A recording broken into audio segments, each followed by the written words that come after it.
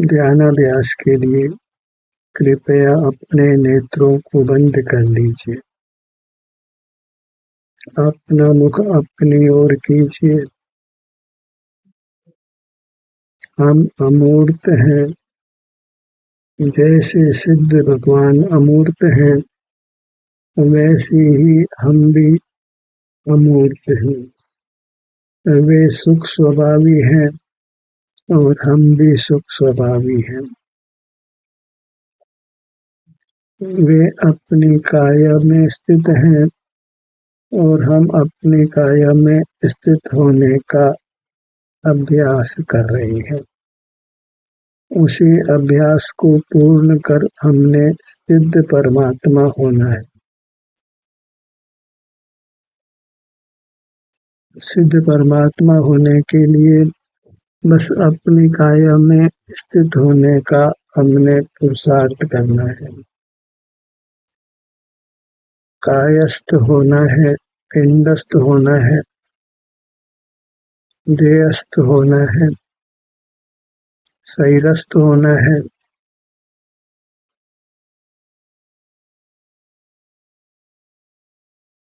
अपने शरीर के ही सन्मुख रहना है, क्योंकि यही सुख स्वभावी है। इसी के सुख रूप परिणमन से हमको सुख होना है। सुख इसी से मिलना है, इसी ने देना है, इसीलिए इसी के सन्मुख रहना है। अन्य किसी ने किंचित भी सुख नहीं देना है, इसलिए अन्य किसी के सन्मुख नहीं रहना है। ऐसा भली बात निर्धार कर अपनी काया के सन्मुख रहिए। सिर से पैरों तक विस्तार को प्राप्त ही हमारी सिद्ध भगवंतों जैसी काया है।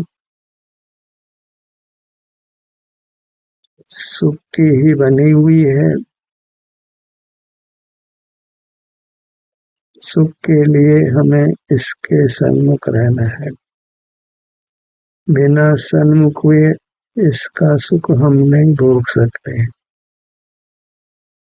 सुख के लिए इतनी शर्त है कि हम अपनी सुख स्वभावी काया के सन्मुख रहें,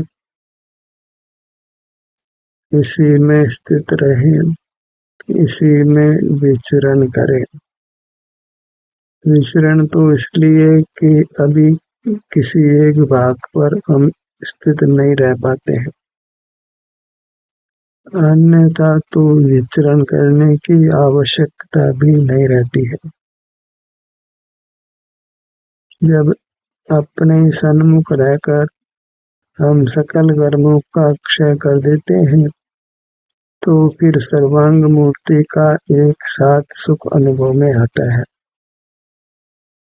अभी कर्म का आवरण होने से हमारा कुछ भाग ही सुख रूप से परिणमन करता है, अन्य भाग अचेतन जैसा रहता है।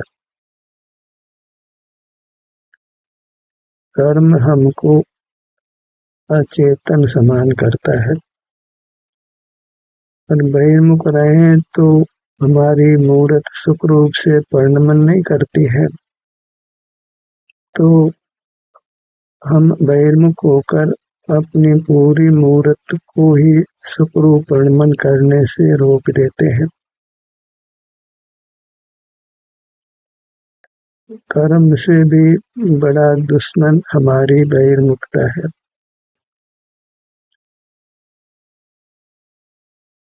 अपने सन्मुख होते हैं तो कर्म अपने किसी भाग को ही आवृत करता है, पर हम बहिर्मुख होते हैं तो हम सारी मूर्त के सुख को ही आवृत कर देते हैं, ढक देते हैं, प्रकट नहीं होने देते हैं। हम ही हमारे दुश्मन हो गए हैं, और ये दुश्मनी आज की नहीं है, अनादि की है। इस अनादि की मिथ्या वृत्ति को हमने समाप्त करना है। सुख के लिए पर की ओर नहीं देखकर अपनी मूर्त में स्थित रहना है।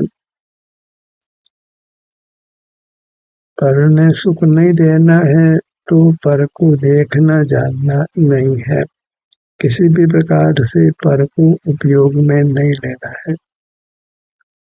तो स्वतः ही हम अपने में स्थित रहकर अपने उत्तम सुख को पाते हैं। शीघ्र ही सकल कर्मों का क्षय कर कर्मात्म दशा में व्यक्त हो जाना है।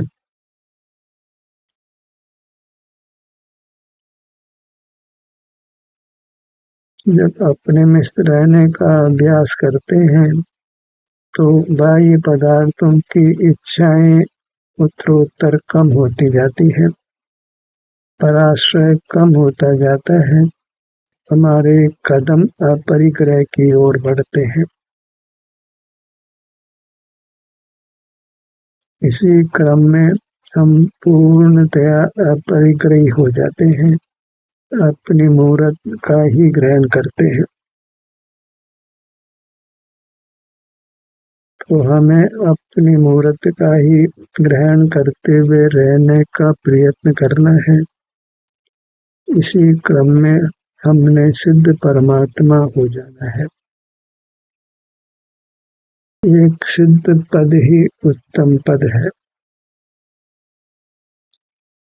पूर्णता के लक्ष्य से ही शुरुआत करना है और पूर्ण दशा सिद्ध अवस्था है। जहाँ मूर्त इंद्रियां नहीं है तो मूर्त पदार्थों का ज्ञान भी नहीं है, विचार भी नहीं है, स्मृति भी नहीं है, केवल आनंद का भोग है। श्वासोच्छ्वास भी नहीं है, फिर मूर्त शरीर नहीं है तो आयु कर्म भी नहीं है।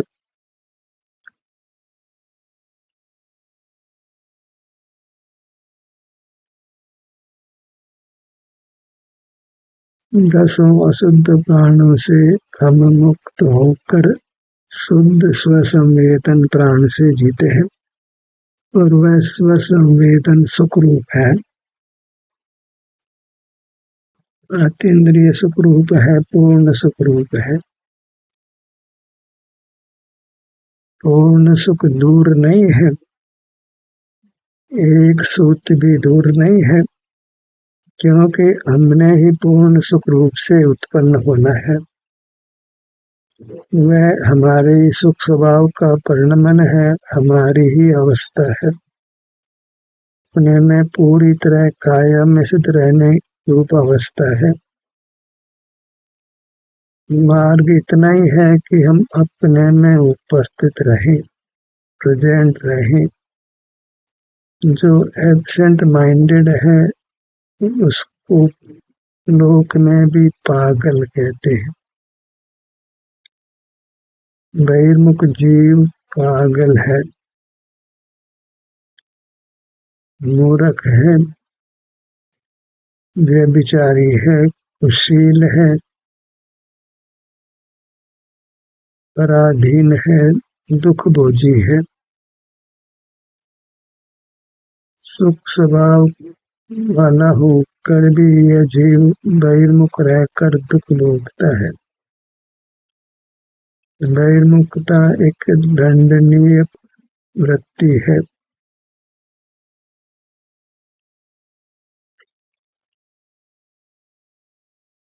बहिर्मुखता पर ही लगाम लगाना है। अभी निरंतर अंतर्मुख नहीं रह पाते हैं तो बहिर्मुख दशा में हमें अनुभव के संबंध में ही विचार करना है, चर्चा वार्ता करना है।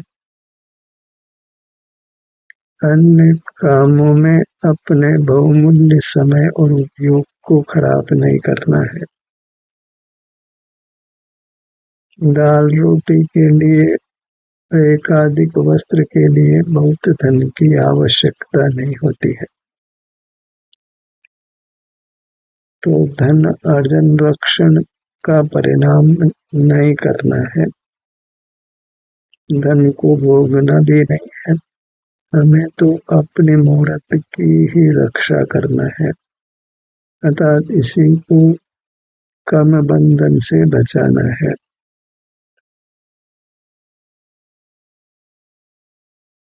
इसी को भोग कर कर्म से रहित करना है। अपनी मूर्त भोग से ही शुद्ध होती है। इसी का वेदन करते हैं तो यह शुद्ध परिणमन करती है।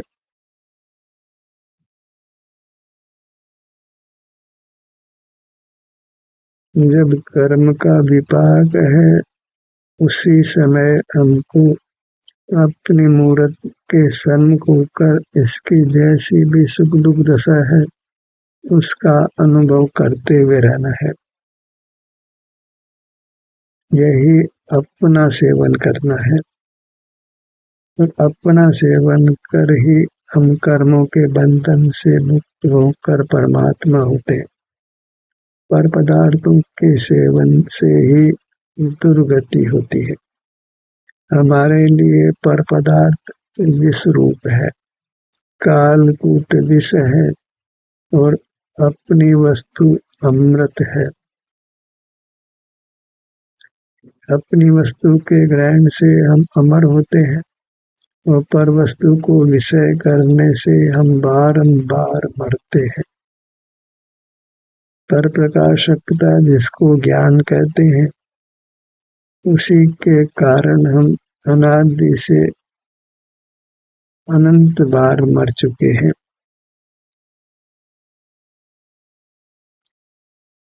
अब मनुष्य भाव को सार्थक करना है, मरना नहीं है, निर्वाण पाना है।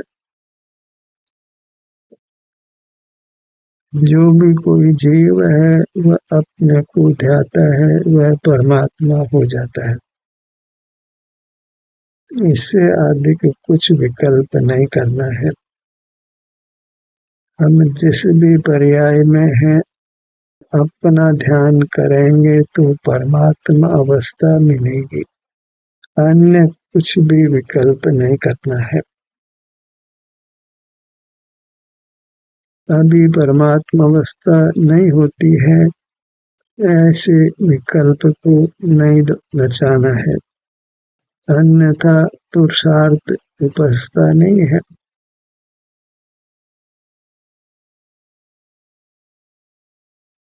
मुझे अभी मुक्त होना है। जिस किसी अवस्था में हूँ मुझे मुक्त होना है और उसके लिए केवल अपने अभिमुख रहने का प्रयत्न करना है।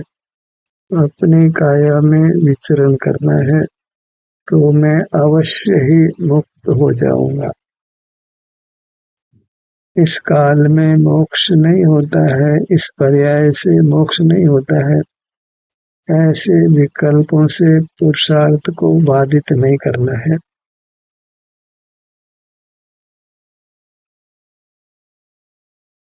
अपने ध्यान को अपने मुखमंडल पर लाइए।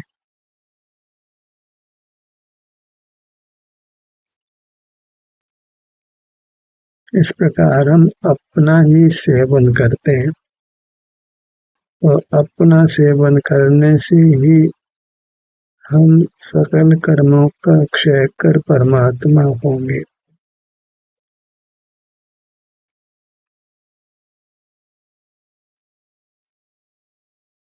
जिस किसी भी अवस्था में हैं हम अपना सेवन कर परमात्मा होंगे।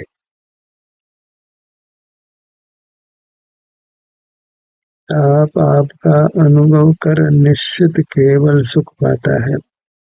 इसमें कुछ शंका नहीं करना है, क्योंकि परमात्मा होने की यही विधि है और ये विधि सफल होती है। सिर के भाग पर आइए।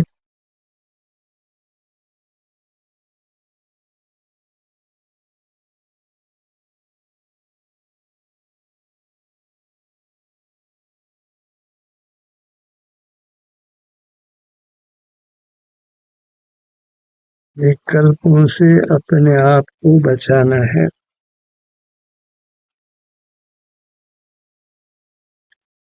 निर्विकल्प होना है, उसके लिए बस अपने सन्मुख होना है, उससे सहज ही हम निर्विकल्प हो जाते हैं।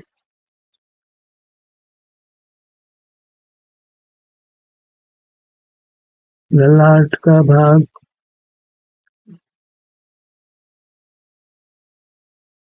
मुक्ति का पुरुषार्थ इतना ही है कि हम अपने किसी भाग के सन्मुख हो जाए तो हमको शरण मिल जाती है। संसार सागर को पार करने वाला जहाज मिल जाता है।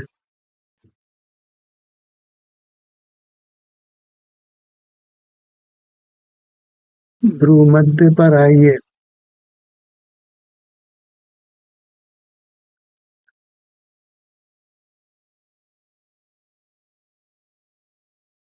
साधक को चाहिए कि वह विकल्पों को विराम दे। विकल्प इंद्रिय ज्ञान का ही भेद है। मन भी एक इंद्रिय है। जो भी ज्ञान में निमित्त हो उसको इंद्रिय संज्ञा है। मस्तिष्क भी इंद्रिय है क्योंकि उसके निमित्त से ज्ञान होता है। बाह्य वस्तु भी इंद्रिय है क्योंकि वह भी ज्ञान में निमित्त है।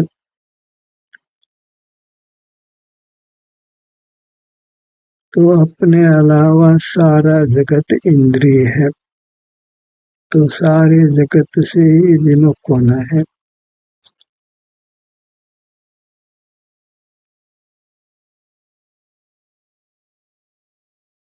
अनंत परमात्मा की मूर्त भी हमारे लिए इंद्रिय है। शास्त्र भी हमारे लिए इंद्रिय है। तीर्थ भी हमारे लिए इंद्रिय है और गुरु भी हमारे लिए इंद्रिय है।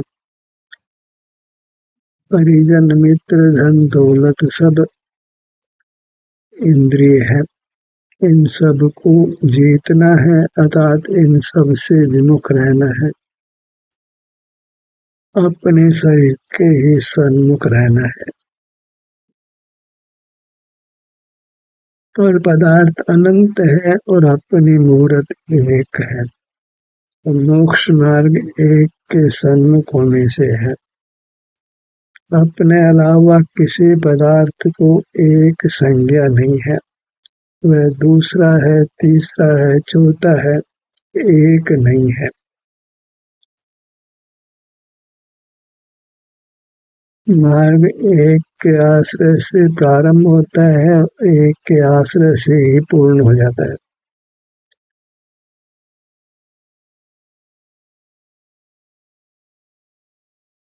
नेत्रों के भाग पर आइए।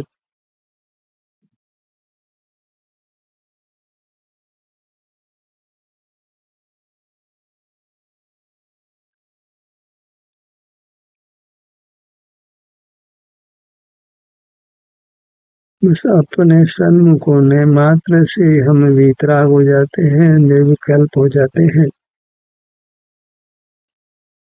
चला चला कर विकल्प नहीं करना है। बुद्धि को भी विराम देना है। शास्त्र को भी विराम देना है।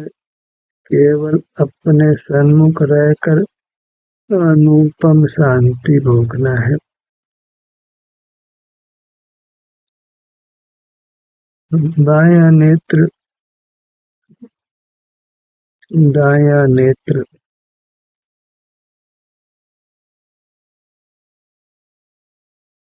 इस प्रकार यदि हम अपने अमूर्त शरीर के सन्मुख होने का प्रयत्न करें तो ये प्राप्त मूर्त शरीर भी आत्यंतिक स्वस्थ होता है। फिर हमको अपने सर्वांग में सुख का ही अनुभव होता है, कहीं दुख उत्पन्न नहीं होता।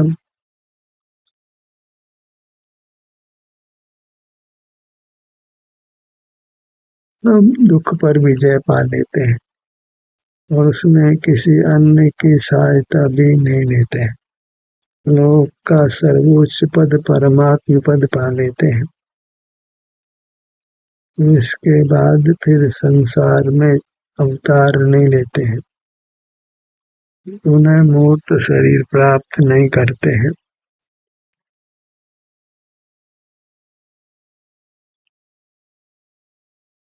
नासिका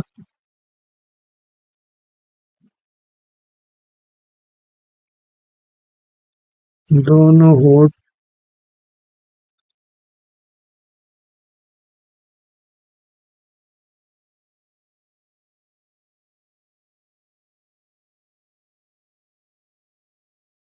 प्रयास ये करना है कि यह काम निरंतर हो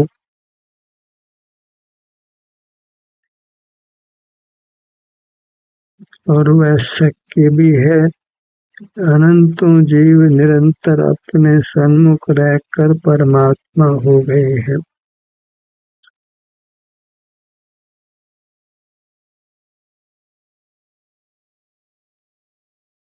जैसे जैसे कर्म की निर्जरा होती जाती है, अपने में स्थित रहना सहज हो जाता है, सुगम हो जाता है।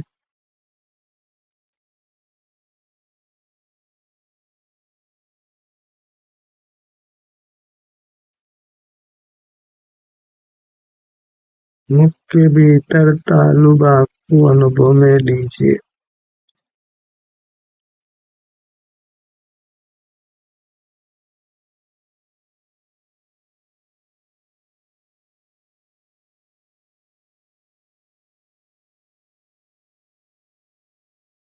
सुख दुख का अनुभव वह हमारे शरीर का ही अनुभव है, और शरीर का अनुभव है हमारे शारीरिक सुख दुख का ही अनुभव है। जहाँ शरीर है वहाँ शारीरिक सुख दुख है, जहाँ शारीरिक सुख दुख है वहाँ शरीर है। किसी एक का ही हम ग्रहण करें यह संभव नहीं है।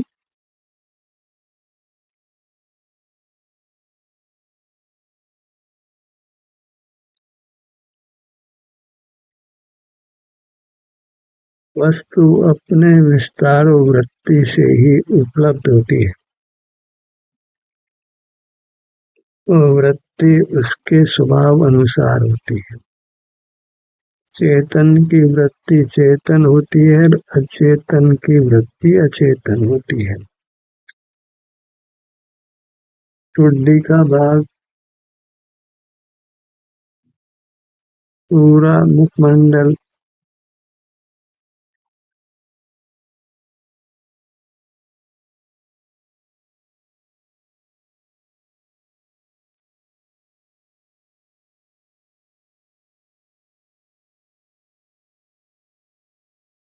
गर्दन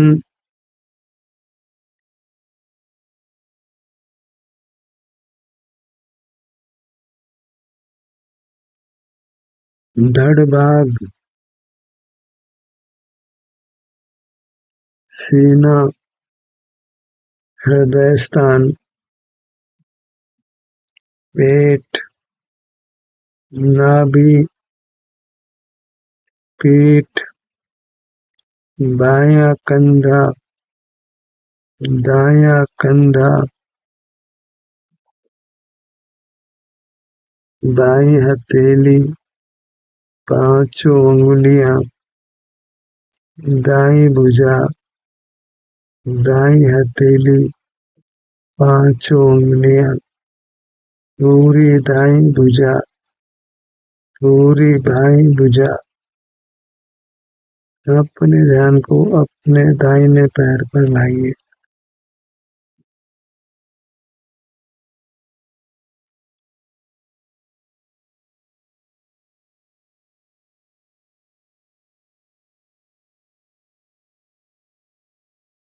पगतली पांचों उंगलियां घुटना जंघा बायां पैर पगतली पांचों उंगलियां घुटना जंघा। जब हम अपने केवल अंगों का नाम ही ले रहे हैं तो अंगों के ग्रहण के साथ वहाँ सुख दुख की स्थिति का ग्रहण भी होता है। वस्तु एकांत क्षेत्र या वृत्ति रूप नहीं होती है कि उसके किसी नित्य या अनित्य पक्ष का ही अनुभव हो।